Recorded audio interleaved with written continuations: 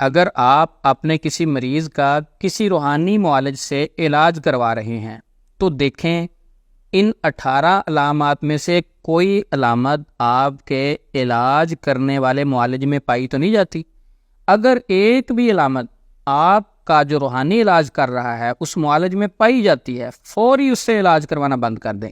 علاج کے نام پر آپ ٹریپ ہو سکتے ہیں، علاج کے نام پر آپ پر جادو ہو سکتا ہے، علاج کے نام پر آپ نفسیاتی مریض بن سکتے ہیں، علاج کے نام پر آپ کو مس گائیڈ کیا جا سکتا ہے۔ یہ 18 علامات میں شارٹ بتاتا ہوں، ان میں سے ایک بھی علامت آپ کے روحانی علاج کرنے والے میں پائی جاتی ہے تو آپ فوری اپنا علاج بند کروائیں۔ نمبر 1، علاج کرنے والا مریض سے مریض کی والدہ کا نام پوچھے تو فوری اپنا علاج بند کروا دیں، ایسے شخص سے علاج نہ کروائیں۔ نمبر 2، مریض سے مریض کے پسینے والے کپڑے مانگے یا مریض کی تصاویر مانگے، ایسے شخص سے بھی کبھی علاج نہ کروانا۔ نمبر 3، مریض سے روحانی علاج کرنے والا بکرا، چھترا، زعفران اس طرح کی چیزوں کا سوال کرے، ڈیمانڈ کرے، ایسے شخص سے بھی علاج نہیں کروانا۔ نمبر 4، دم کرنے والا اونچی آواز میں دم نہ کرے، یعنی قرآن پاک پڑھ رہا ہے تو اس کو کیا مسئلہ اونچی آواز میں پڑھے، یا ایسے کلمات پڑھ کر دم کرے جو سمجھ میں نہیں آ رہا ہے، یعنی وہ پتہ نہیں کیا الفاظ مکس کر رہا ہے، عجیب و غریب، اس کی سمجھ ہی نہیں آ رہی، تو ایسے شخص سے بھی فوری اپنا روحانی علاج بند کروا دیں، کیونکہ وہ غیر شرعی طریقے سے علاج کر رہا ہے۔ اگر وہ قرآن سے دم کر رہا ہے تو اس کو اونچی آواز میں قرآن پاک پڑھنا چاہیے۔ نمبر 5، مریض کو ایک خاص مدت کے لیے فیملی اور لوگوں سے الگ تھلگ رہنے کے لیے کہے، جہاں روشنی اور دھوپ داخل نہیں ہوتی، کہے آپ نے اس جگہ پہ رہنا ہے، یعنی آپ ایسے کمرے میں رہیں، ایسی جگہ پہ رہیں، معالج مریض کو کہے جہاں دھوپ نہیں جاتی، روشنی نہیں جاتی، ایسا عمل بھی کبھی نہیں کرنا، آپ ٹریپ ہو سکتے ہیں۔ نمبر 6، مریض کو تعویذ جلانے کا حکم دے یا تعویذ کو کسی وزن کے نیچے رکھنے کا حکم دے، کہے کہ یہ تعویذ اپنی پیٹی کے نیچے رکھ دو، کسی وزن کے نیچے رکھ دو، چارپائی کے پائے کے نیچے رکھ دو، بیڈ کے پائے کے نیچے رکھ دو، اس کو وزن کے نیچے دبانا ہے، یا اس تعویذ کو ہوا میں لٹکانا ہے، یا اس تعویذ کو قبرستان میں دفن کرنا ہے، ایسے روحانی معالج سے آپ نے کبھی علاج نہیں کروانا، فوری اس سے اپنا علاج بند کروا دیں۔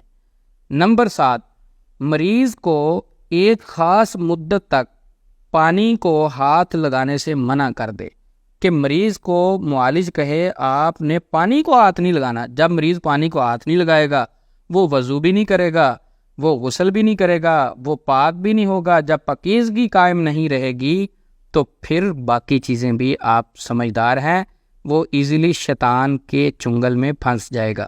نمبر 8، تعویذات پر جوتے مارنے کا حکم دے اور تعویذات کو جلا کر مریض کو اس کی دھونی دینے کا کہے۔ مثلاً وہ کہے کہ یہ تعویذ ہے، اس پر صبح اٹھ کر 7 جوتے مارنے ہیں، تو ایسی بات بھی روحانی معالج کی نہیں ماننی۔ وہ کیا کرتے ہیں، حامان، قارون، فرعون، شداد، اس طرح کے نام لکھ کے شیاطین کے سرداروں کے اس کے اوپر جوتے مرواتے ہیں، تاکہ ان کے گھر میں اگر جادو جنات کا مسئلہ ہے پہلے سے بھی زیادہ تیز ہو جائے، شیاطین ان کو تنگ کرنا شروع کر دے، اور پھر جب شیاطین تنگ کریں گے پھر روحانی معالج کی ضرورت پڑے گی، پھر ریٹ بڑھ جائے گا، پھر مسائل بڑھ جائیں گے، آپ سمجھدار ہیں۔ اور تعویذات کی دھونی، وہ تعویذ کی ایک بتی سی بنا کے آپ کو دے گا کہ اس کو آگ لگا کے مریض کے ناک میں دھونی دینی ہے، ایسی چیزوں سے بھی بچنا ہے۔ اگر کوئی معالج آپ کو اس طرح کی چیز دیتا ہے تو آپ کو وہاں سے اپنا روحانی علاج نہیں کروانا چاہیے۔ نمبر 9، گوشت کو قبرستان یا ویران جگہ پر پھینکنے کا حکم دے۔ آپ کو کہے کہ آپ نے صدقہ کرنا ہے، گوشت لینا ہے 1.25 کلو، 2.25 کلو، 3.25 کلو، 1.25 کا ہنسا یا کوئی بھی ہنسا لگا کے اتنا گوشت قبرستان میں پھینک دیں، ویران جگہ میں پھینک دیں۔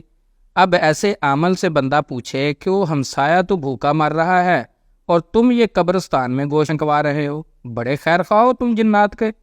اس سے بندہ پوچھے ہمسایہ بھوکا مر رہا ہے اور تم کہہ رہے ہو کہ یہ گوشت دریا راوی میں پھینک دینا، کچھوے ہو گئے ہیں 10 من کے، ہمسایہ بھوکا مر رہا ہے اور تم کس طرف لگا رہے ہو۔ اس طرح کے عمل سے بھی بچو جو اس طرح کی چیز پھینکنے کا حکم دے۔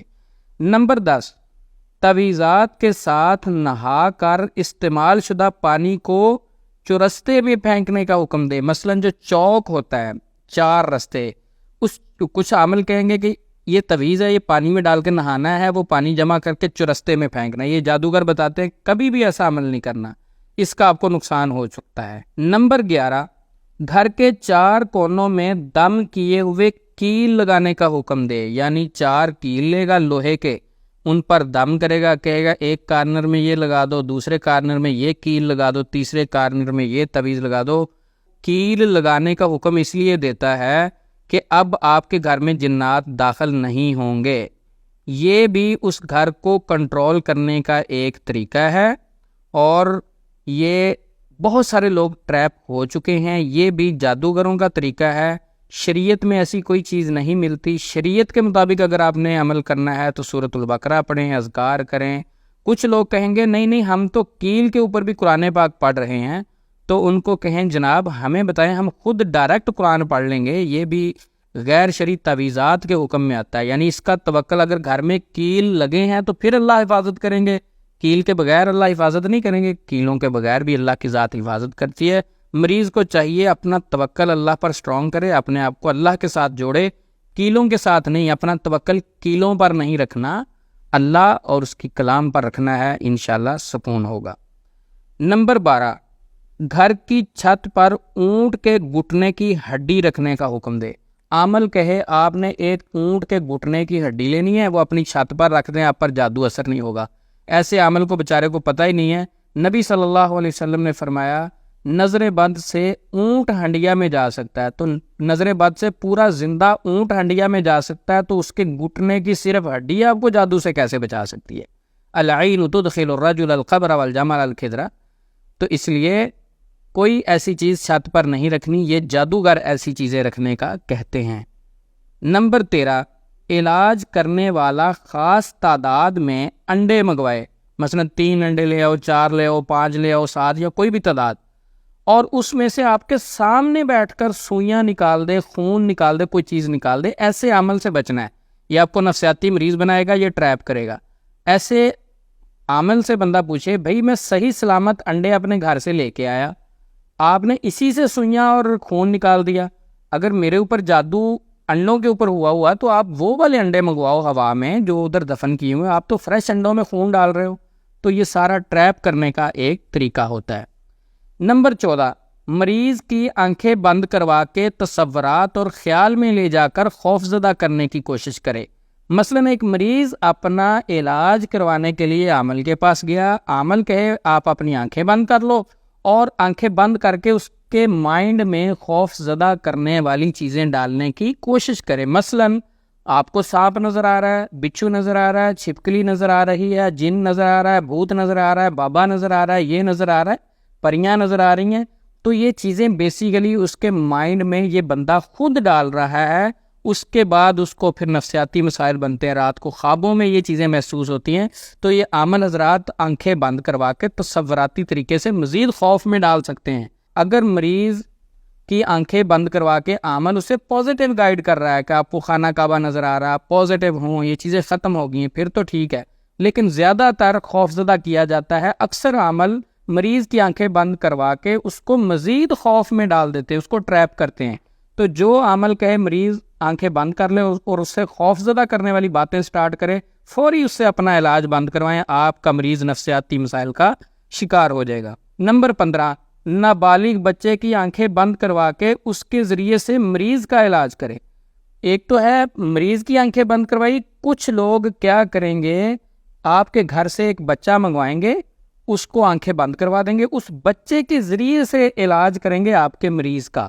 تو یہ طریقہ بھی غلط ہے. اس طریقے کے ساتھ بھی اکثر لوگ خوف زدہ ہو جاتے ہیں، اور یہ موکلات سے مدد لینے والے لوگ ہوتے ہیں، یہ جنات سے ہیلپ لینے والے لوگ ہوتے ہیں.